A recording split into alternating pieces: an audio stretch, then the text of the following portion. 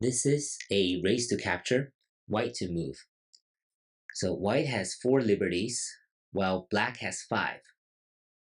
But white occupies the corner here. So the correct move is to play down here on the corner. And as both sides occupy the outside liberties, black will be short because black cannot fill in either side. If black fills in here, white will be able to capture black like this.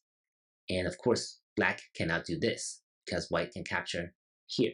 As long as white plays number 1, even though this is a 5 versus 5 situation, because of white's unique position here on the corner, black cannot succeed.